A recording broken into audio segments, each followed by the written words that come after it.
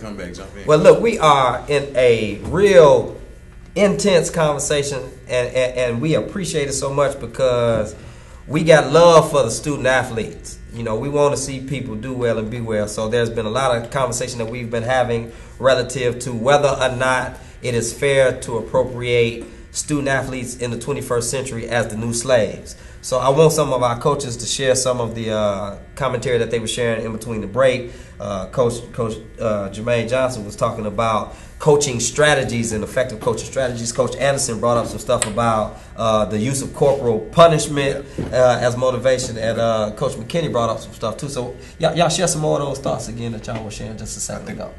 Which one of y'all? No, go ahead. Well, I was rebuttaling what Coach Anderson was stating in terms of the black coaches that was here in this city that used paddling and corporal punishment. I guess he was comparing it to what's the difference between what Mike Rice did, whereas Mike Rice, I think, was just being crazy. But in a real sense, I think the coaches that he was referring to, I think that was their methodology, that was their pedagogy.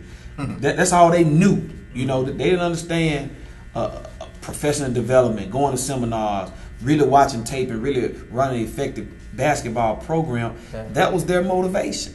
I mean, it was physical, emotional gymnastics. You make that layup, yeah, you missed the layup, yeah, boy, go run. Come on, bring your butt here, boy. I think that because it was done to me. We're talking about state championship caliber coaches. Yeah. That we're gonna say they didn't know how to coach.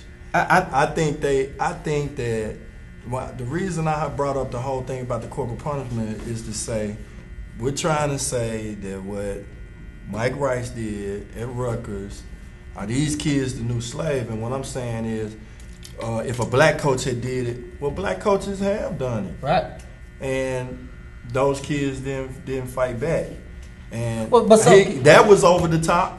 Mm-hmm. And in 2006, it got banned. What he did is over the top. Mm-hmm. And I think, you know, if you want to look at our athletes being used to some degree, and the majority of student athletes in basketball and football are African Americans, so they're the ones that's really being used, then yeah, that's an argument. And it's a very strong argument that we can have. But you don't think that leaks over into how people treat them in terms of physically?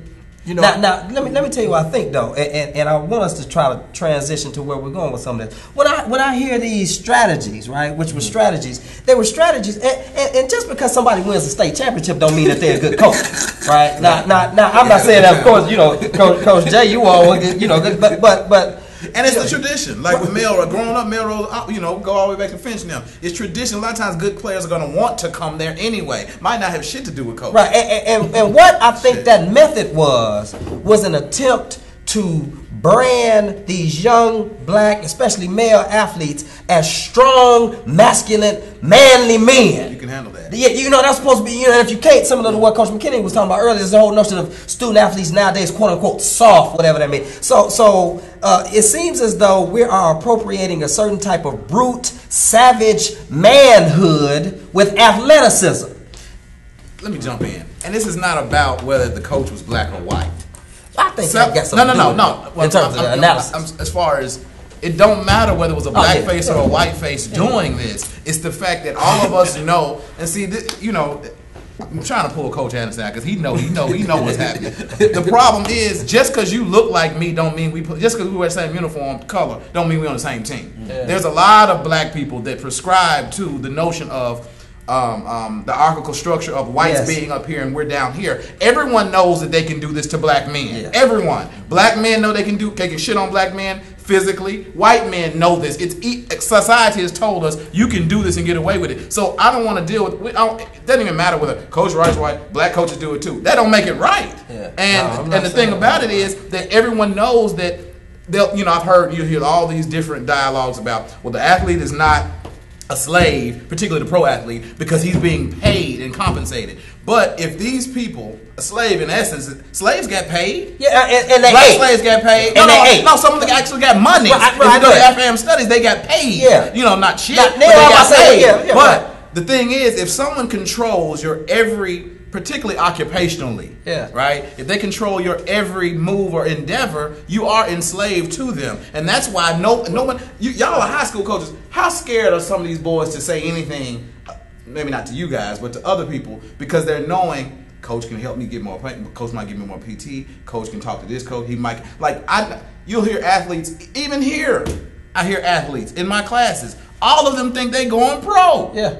Think they're going professional. Yeah. And so you're the stepping stone where they know this, whether you know it or not, they know that you have, in essence, their career in their hands, their future in their hands. So they're going to be more submissive. Which is why they try to blame you for everything. And subordinate. Right. You know, they're going to be subordinate to you guys. So everyone knows that they can do black men like this. That everyone knows this. White Station High School, and I'm going to end it on this. Right now in Memphis, the White Station High School football coach is in trouble now for putting the way he treated, and I'm sure it's going to coming up at 10. It's physical. Yeah. That he did something that he shouldn't have done physical. And maybe it's a good thing that these things are being tape recorded and also people are snitching, because I know my son's be 5 years old this summer. I'm not going to have that, no coach putting his hands on him just because he didn't make a play or he didn't get back on touch defense. Jalen if you want to. You know what I'm saying? Like that's too much, because touch when you Jalen do that, you know you thinking you're owning someone. You see what I'm saying? That's where that master slave sense come in. And that's problematic for me. Come on, Coach McKinney. I just want to say this. I'm going to piggyback on two parts. On this subject, it's just a dog for a different day.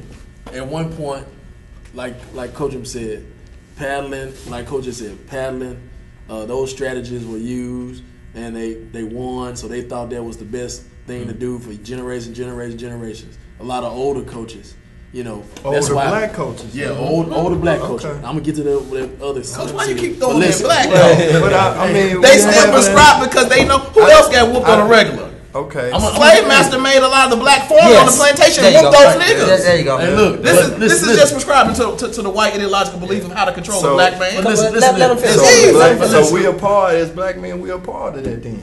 No, we are, because do you put your hands on your no, you're not. But some are. The ones that you mentioned, they subscribe to that. That's why a lot of kids now want to play for young coaches, because now it's about mind games. Getting a kid to do right, but tricking him with his mind instead of having to do some type of physical. Catch trickle?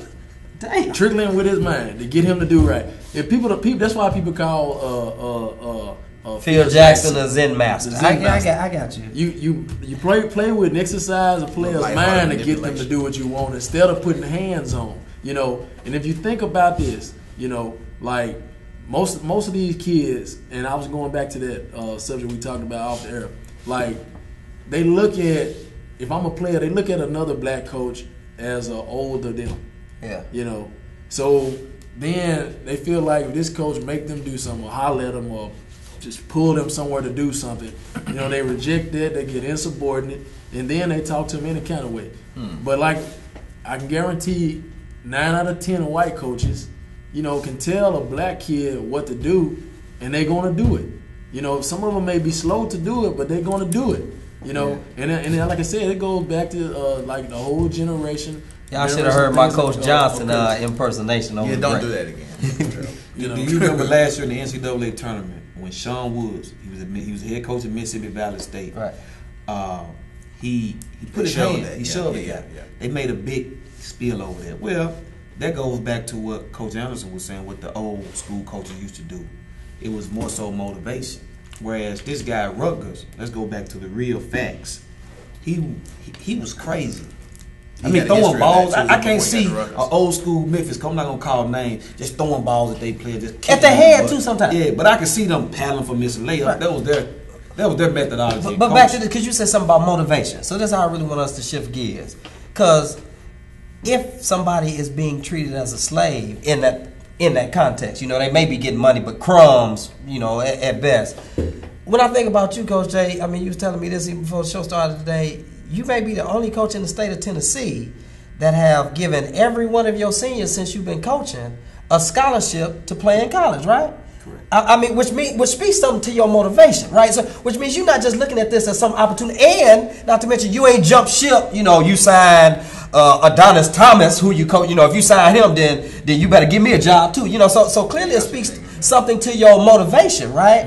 And the motivation of the past was to make violence. right, but to somehow shape manhood through physical harm. So the question I want to ask is, so as we talk about stuff like softness and all this other stuff, and then we look at somebody like Jason Collins, maybe that's the problem we got with Jason Collins, because we're accustomed to formulating and structuring a stereotype of soft men, and he don't fit that stereotype. 7 foot, 255-pound man. Imagine him walking in a gay pride parade. See, that does something to our physical, to our psychology. It does something to us mentally, because we have appropriated a lopsided and off-base sense of masculinity and maleness. And apparently he's already exhibited this masculinity. Let's say he has grown up, because Collins is our age. Yeah. So let's say he's had some coaches that paddled and might have jacked him up. Who knows? Let's just say he could have. He passed the softness test. You see what I'm saying? Yeah. I'm an athlete, so I can't be soft, and I made it to the highest level. Right. Yes, sir. Sports, period. And I'm 10 years. And I don't play finesse either, because I'm a big man. So with that said, damn, he can apparently, that doesn't have anything to do with his masculinity. That's part of the problem. And now the sexuality. I guess this is the segue, you guys. We got to leave Rutgers alone. Yeah. Coach Anderson, would you recruit and sign a homosexual male basketball player? I believe in full inclusion. So, I've coached women's sports. I've had the opportunity now to work on the men's side, and it's just not something that I even look at or worry about. That ain't in your screen in the interview. And by the way, who do you prefer to sleep with? It doesn't matter. When I coach the women, I told them I don't care who you date. You can date a horse. I'm concerned. You say the same thing to the men? I tell them the same thing.